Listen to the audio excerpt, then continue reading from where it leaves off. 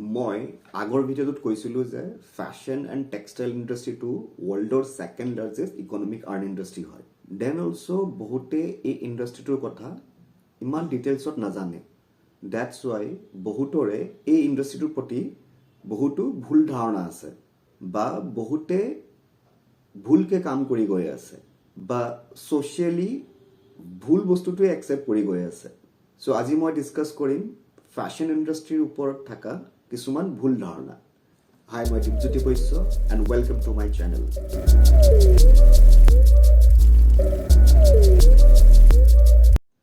Main প্ৰব্লেমটো হ'ল এমেচিউৰিটি আৰু লেক অফ নলেজ। এই দুটা প্ৰব্লেম চবতেই আছে, এজ এ প্ৰফেশ্যনেল হওক বা ছ'চিয়েলি বা as a medium of information. এটা ভিডিঅ'ত চব কথা ডিছকাছ কৰিব নোৱাৰি, চ' মই চব টপিকৰে ডিফাৰেণ্ট ভিডিঅ'জ বনাম। আজি আমি কথা পাতিম immaturity and lack of knowledge for choosing fashion designing as a career. So' আজি মই কথা পাতিম ফেশ্বন ডিজাইনিং ষ্টুডেণ্টৰ, বিকজ ফাৰ্ষ্ট ষ্টেজটো সদায় নলেজ বা এডুকেশ্যনটোৱে হয়। So' fashion designing as a career choose কৰাৰ পিছত ক'ৰবাত নহয় ক'ৰবাতটো পঢ়িব যাব বা ক'ৰবাত নহয় ক'ৰবাতটো শিকিব। তো শিকাৰ আগত বা পঢ়িব যোৱাৰ আগত কি কি ভুল কৰে বা সেই ভুলৰ কাৰণে পিছত গৈ কি কি প্ৰব্লেম হয়, আজি আমি তেনেকুৱা টাইপৰ টপিকবোৰ ডিছকাছ কৰিম। এণ্ড এই ভিডিঅ'টো স্পেচিয়েলি ফেশ্বন ডিজাইনিং পঢ়িবলৈ বিচৰা ষ্টুডেণ্টছ আৰু পেৰেণ্টছৰ কাৰণে হয়। কমন ইছ্যুটো হ'ল যে বহুতে ভাবে যে ফেশ্বন ডিজাইনিং পঢ়িলে চাগে বেছি পঢ়া শুনা কৰিব নালাগে।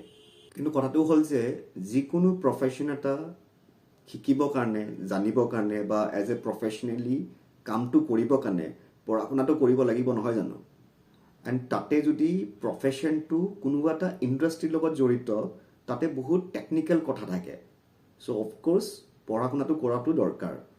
এইটো হয় যে ক্ৰিয়েটিভ প্ৰফেশ্যনত বেছি থিয়ৰিটিকেল ছাবজেক্টছ নাথাকে, কিন্তু যোনখিনি থিয়ৰী ছাবজেক্টছ থাকে সেইখিনি জানাটো বা বুজাটো খুবেই দৰকাৰ। বিকজ নলেজ নাথাকিলে বা ইনফৰ্মেশ্যন নাথাকিলে বহুতখিনি যিকোনো কাম এটা কৰিবলৈ দিগদাৰী হৈ যায়। কম নলেজ বা ইনফৰ্মেশ্যন থকাৰ কাৰণে বেছি দিনলৈ কামটো কৰি থাকিব নোৱাৰি বা বেছি দিন মাৰ্কেটত টিকি থাকিব নোৱাৰি। চ' যিকোনো কাম এটা ষ্টাৰ্ট কৰাৰ আগতে সেই কামটোৰ পাষ্ট, প্ৰেজেণ্ট এণ্ড ফিউচাৰটো জানাটো খুবেই দৰকাৰ। পাষ্ট, প্ৰেজেণ্ট এণ্ড ফিউচাৰটো জনাৰ কাৰণে বহুতখিনি ৰিচাৰ্চ দৰকাৰ। এণ্ড সেই ৰিচাৰ্চখিনি এডুকেশ্যনটো প্ৰপাৰলি ল'লেহে বুজিব পৰা যায়। বহুতে ভাবে যে ইনষ্টিটিউট এখনত পঢ়িলে ফেশ্বন ডিজাইনাৰ হৈ যায় বা ফেশ্বন ডিজাইনাৰ বনি যায়। যিকোনো প্ৰফেশ্যন এটা শিকাৰ পিছত নিজে নিজে প্ৰফেশ্যনেল হৈ নাযায়। প্ৰফেশ্যনটো প্ৰফেশ্যনেলি প্ৰেক্টিছ নকৰালৈ সেইটো এটা ডিগ্ৰী বা ডিপ্ল'মাতকৈ বেছি একো নহয়। জাষ্ট বিকজ ডিগ্ৰী বা ডিপ্ল'মা এটা আছে সেইটো কাৰণে নিজকে এজ এ প্ৰফেশ্যনেল ইণ্ট্ৰডিউচ কৰাটো ভুল। ডিগ্ৰী বা ডিপ্ল'মাটো কৰাৰ পিছত প্ৰফেশ্যনটো প্ৰেক্টিছ কৰিলে বহুতো কথা শিকিব পৰা যায়। কামৰ টাইমত ভেৰাইটিজ অফ চিটুৱেশ্যন ফেচ কৰা যায়, সেই ফেচ কৰা চিটুৱেশ্যনবোৰ তাতে শিকিব পৰা যায়। সেই চিটুৱেশ্যনবোৰ ফেচ কৰাৰ পিছত কেনেকৈ সেই বস্তুবোৰ ছেটেল কৰিব পাৰি, কেনেকৈ সেই প্ৰব্লেমবোৰ ছল্ভ কৰিব পাৰি, এই বস্তুবোৰো বুজিব পৰা যায়। আকৌ বহুতে ভাবে যে ফেশ্বন ডিজাইনিং পঢ়িব গ'লে ফেশ্বন স্কেটচেছ বা ইলাষ্ট্ৰেশ্যন এণ্ড কাপোৰ বনোৱাহে শিকাই চাগে, কিন্তু এইটো এটা ভুল ধাৰণা। ফেশ্বন ডিজাইনিং পঢ়িব গ'লে বহুত ছাবজেক্টছ থাকে। বহুত ছাবজেক্ট বুলি কওঁতে একো ভয় খাব নালাগে। একচুৱেলি ফেশ্বন ডিজাইনিং কৰ্চবোৰ ইমান ডিটেইলত ডিষ্ট্ৰিবিউট বা ভগোৱা থাকে যে ফেশ্বন ইণ্ডাষ্ট্ৰীৰ চব বস্তুৱে এটা এটা পাৰ্টত শিকোৱা যায়। এণ্ড পিছত গৈ পেলাই যাৰ যোনটো টপিক লৈ বা যাৰ যোনটো ছাবজেক্ট লৈ পেলাই ইণ্টাৰেষ্ট, তেওঁলোকে সেইটো ছাবজেক্ট লৈ পেলাই কাম কৰিব পাৰে। ইভেন স্কেচিঙতে নিয়াৰ এবাউট 3-4মান ছাবজেক্ট থাকে। ইভেন ফেশ্বন ৱৰ্ল্ডত বহুতো ডিজাইন ছফ্টৱেৰো থাকে আৰু ডিজাইন ছফ্টৱেৰো ফেশ্বন ডিজাইনিং পঢ়িব গ'লে শিকোৱা হয়। ডিজাইন ছফ্টৱেৰ বুলি কওঁতে মোৰ কথা এটা মনত পৰিলে। মই actually graphic designing and digital আৰ্টো কৰোঁ।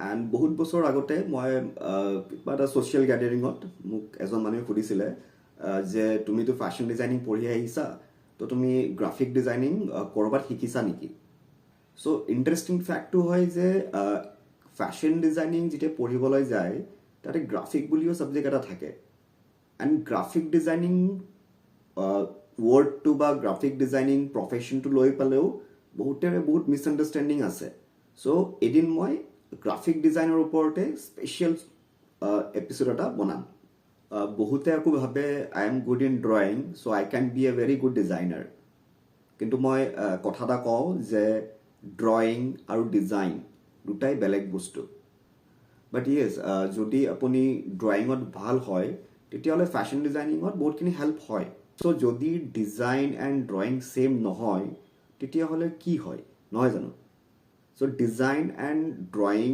ডিফাৰেণ্ট কেনেকৈ হয় এইটোৰ ওপৰতো মই পিছত ভিডিঅ' এটা বনাম ভাল ডিজাইনাৰ এটা হ'বলৈ ভিজনাৰী থট প্ৰচেছ এটা হ'ব লাগিব বা কথাবোৰ বা প্লেনিংবোৰ লজিকেল হ'ব লাগিব এণ্ড অফক'ৰ্ছ ফিলচফাৰটো হ'বই লাগিব এণ্ড চবচে ইম্পৰ্টেণ্টটো হ'ল ধৈৰ্য থাকিব লাগিব এতিয়া মই কিছুমান কথা পেৰেণ্টছৰ কাৰণে কওঁ বিকজ হয়তো আপোনাৰ ল'ৰা ছোৱালীয়ে আপোনাক ক'ব পাৰে ন যে মই ফেশ্বন ডিজাইনাৰ বনিব বিচাৰোঁ বা ফেশ্বন ডিজাইনিং পঢ়িব বিচাৰোঁ তেতিয়া আপোনালোকৰ হয়তো এটা কুৱেশ্যন আহে ন যে ফেশ্বন ডিজাইনিং পঢ়াৰ পিছত কেৰিয়াৰ কেনেকুৱা হ'ব আৰ্ণ কৰিব পাৰিব নোৱাৰিব জবছ আছে নে নাই মই অলৰেডি বহুতবাৰ কৈছোঁ যে ফেশ্বন ইণ্ডাষ্ট্ৰি বা ফেশ্বন এণ্ড টেক্সটাইল ইণ্ডাষ্ট্ৰিটো হ'ল ৱৰ্ল্ডৰ second largest economic earn industry so' of course fashion ইণ্ডাষ্ট্ৰিত ভাল কেৰিয়াৰ আছে ইভেন ফেশ্বন ইণ্ডাষ্ট্ৰিৰ প্ৰফেশ্যনবোৰ বহুত হাইলি আৰ্ণ হয় ছ'চিয়েলি ৰেকগনাইজড হয় ইভেন ৱৰ্ল্ড ৱাইড ৰেকগনাইজড প্ৰফেশ্যনো হয় চ' কেৰিয়াৰ ইন ফেশ্বন ডিজাইনিঙৰ ওপৰতো মই ভালকৈ এটা টপিকত ভালকৈ এটা ভিডিঅ' এটা বনাম পিছত ফেশ্বন ইণ্ডাষ্ট্ৰিত এনেকুৱা জবো আছে য'ত মানুহে মান্থলি কৰ'ৰ্ছ অফ ৰুপিজ চেলেৰি হিচাপে পায় বা মই নিজে এনেকুৱা মানুহক নিজৰ ইণ্টাৰ্ণশ্বিপৰ টাইমত বা জবৰ টাইমত নিজে পাৰ্চনেলি লগ পাই আহিছোঁ খালি আপোনালোকে এখন ভাল ইনষ্টিটিউট চাই পেলাই নিজৰ ল'ৰা ছোৱালীক এডমিশ্যনটো দিয়ক ইভেন এডমিশ্যনৰ টাইমতো আপোনালোকে সেই ইনষ্টিটিউটখনৰ টিচাৰ্ছ কেনেকুৱা হয় বা টিচাৰ্ছৰ এক্সপিৰিয়েঞ্চ কি হয় বা টিচাৰ্ছে কিমান দিনৰ পৰা ইনষ্টিটিউটখন পঢ়াই আছে এই বস্তুখিনি ডিটেইলছখিনি আপোনালোকে সুধিব পাৰে বা ইনষ্টিটিউটখনৰ প্লেচমেণ্ট কেনেকুৱা হয় ল'ৰা ছোৱালীয়ে পাছ আউট হোৱাৰ পিছত জবছ ক'ত পাইছে কেনেকুৱা টাইপৰ জব প্ৰফাইল আছে বা এতিয়া দিনত কি কৰি আছে ইভেন আপোনালোকে কোৰ্চটোৰ চিলেবাছটোৰ কথাও সোধক কিয়কি ফেশ্বন ডিজাইনিঙত কি হয় মই অলৰেডি মেনশ্যন কৰিছোঁৱে ন যে ছাবজেক্টছ থাকে ভালেখিনি থাকে চ' কোনখন ইনষ্টিটিউটত কিমান ছাবজেক্টছ আছে ইণ্ডিভিজুৱেল ছাবজেক্টছৰ কাৰণে কেনেকুৱা টাইপৰ টিচাৰ্ছ আছে সেই টিচাৰ্ছটোৰ কেনেকুৱা এক্সপিৰিয়েঞ্চ হয় এই গোটেইখিনি কথা আপোনালোকে সুধিব পাৰে বা জানিব পাৰে ইভেন কলেজ জইন কৰাৰ পিছত ষ্টুডেণ্টৰ এটেণ্ডেঞ্চটো আপোনালোকে এজ এ পেৰেণ্টছ মনিটৰ কৰিব লাগে বিকজ যিকোনো প্ৰফেশ্যন এটাত যদি 75-80% বা 85-90% যদি এটেণ্ডেঞ্চ নাথাকে তো সেই প্ৰফেশ্যনটো মানে পঢ়ি পেলাই একো কাম নাহে পিছত বিকজ যিকোনো প্ৰফেশ্যন এটাৰ এটলিষ্ট 70-80% এটেণ্ডেঞ্চ নাথাকিলে সেই প্ৰফেশ্যনটোৰ কথা বা বহুতখিনি ইনফৰ্মেশ্যন ক্লাছেছবোৰ মিছ হ'লে শিকিব থাকি যায় বহুতে আকৌ ভাবে ফেশ্বন ডিজাইনাৰ হোৱাটোনো কিনো ডাঙৰ কথা এইটো টপিক আমি ডিছকাছ কৰিম নেক্সট ভিডিঅ'ত